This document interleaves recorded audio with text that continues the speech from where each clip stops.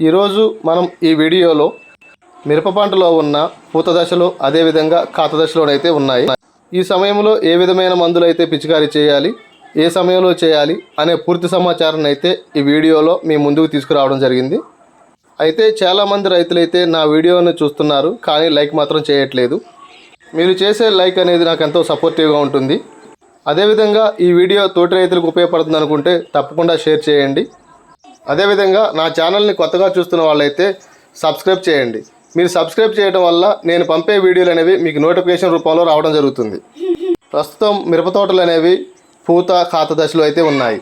అయితే పంటలో మొదటి దశ అంటే పూత దశ. ఈ దశలో పూతను కాపాడుకోగలిగితే, అంటే పూత దశ నుంచి కాయ దశకు మారేటప్పుడు తగిన జాగ్రత్తలు తీసుకుంటే అధిక దిగుబడిని అయితే పొందవచ్చు. దీని ద్వారా అధిక రాబడిని అయితే పొందవచ్చు. పంటలో ఉన్న అన్ని దశల్లో పూత దశ అనేది చాలా ప్రధానమైనది. ఈ దశలో తెలిసి తెలియకుండా విచ్చలవిడిగా మందుల్ని పిచికారీ చేసుకోవాల్సి ఉంటుంది. ఈ దశలో పిచికారీ చేయకూడని మందులు కూడా ఉన్నాయి.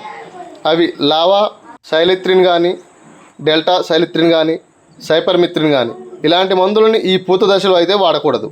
వీటిని వాడటం వల్ల పంట పూత దశలో ఉన్నప్పుడు మనకు పంటకు అవసరమైన మిత్ర కీటకాలైనటువంటి తేనెటీగలు కానీ, సీతాకోచిలుకలు కానీ ఆకర్షితమవుతాయి. ఇవి ఆకర్షితమై మనకు పూతలో సంపర్కం జరపడం వల్ల పూత నుంచి కాయలు ఏర్పడడం జరుగుతుంది. ఈ మిత్ర కీటకాలు అనేవి మన మిరపలో ఎంత ఎక్కువగా ఉంటే అంత మంచిది. దీనివల్ల పూత కాపు అధికంగా వచ్చి దిగుబడి కూడా అధికంగా వస్తుంది. దీనివల్ల తెగుళ్ళ సమస్య కూడా తక్కువగా ఉంటుంది. ఈ కెమికల్స్ని విచ్చలవిడిగా పిచికారీ చేయడం వల్ల ఇటువంటి మిత్ర కీటకాలు అనేవి అంతరించిపోతున్నాయి.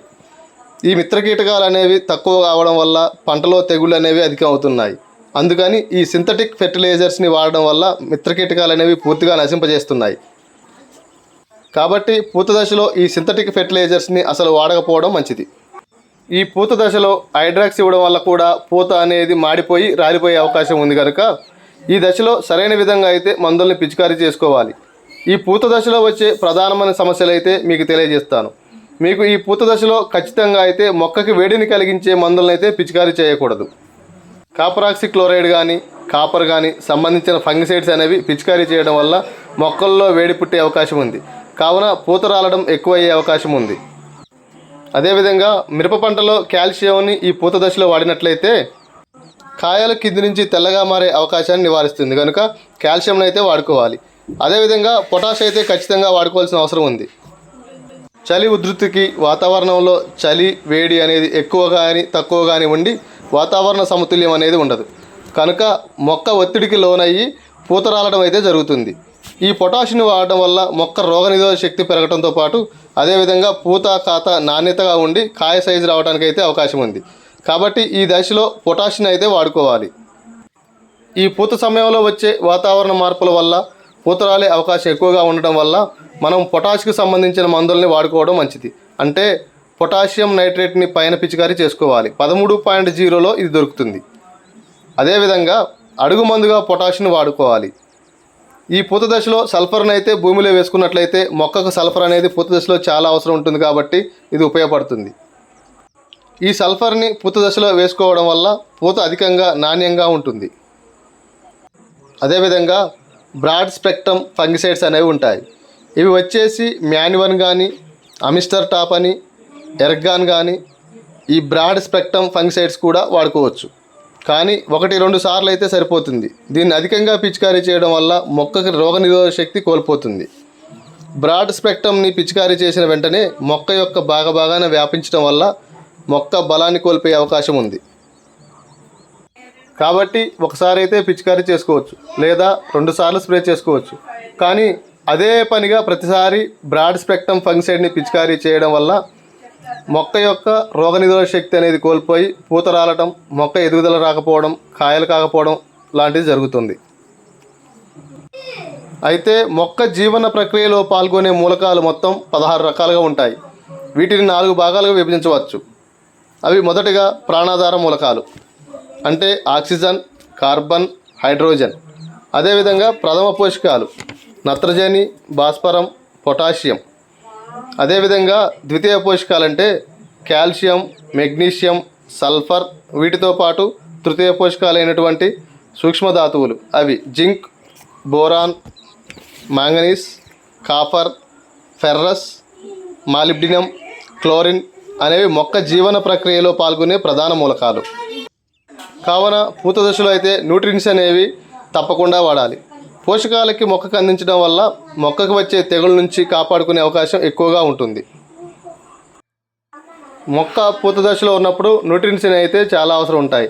అంటే మొక్క తన యొక్క శక్తిని కాయలకి అదేవిధంగా కొమ్మలకి ఇవ్వడం జరుగుతుంది. కావున ఈ పూత సమయంలో పోషకాలు అనేవి మొక్కకైతే చాలా అవసరం అవుతాయి. ఇలాంటప్పుడు న్యూట్రియంట్స్ అయితే ఎక్కువ వాడుతుండాలి ఈ పూత దశ నుంచి. ఎందుకంటే మొక్క యొక్క శక్తిని పూతకి, కాయకి, కొమ్మలకి ఇవ్వడం అయితే జరుగుతుంది. కాబట్టి రైతులు ఎక్కువగా డ్రగ్స్, కెమికల్స్ అయితే అధికంగా ఇస్తుంటారు. కానీ ఈ న్యూట్రియంట్స్ని మాత్రం ఇవ్వడం లేదు.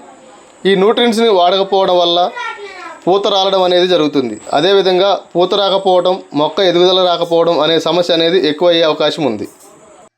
అయితే ఇంతకుముందు చెప్పినట్టు బ్రాడ్ స్పెక్ట్రమ్ ఫంగిసైడ్ అనేది 1 లేదా 2 సార్లు అయితే వాడుకోవచ్చు. కానీ వాడకూడదని మాత్రం నేను చెప్పట్లేదు. కానీ ఎక్కువ సార్లు అయితే వాడవద్దు. ఒకసారి బ్రాడ్ స్పెక్ట్రమ్ ఫంగిసైడ్ని వాడినట్లయితే తరువాత సిస్టమిక్ ఇన్సెక్టిసైడ్ అయితే వాడాలి. ఇలా వాడడం వల్ల మంచి రిజల్ట్ అయితే పొందే అవకాశం ఉంది.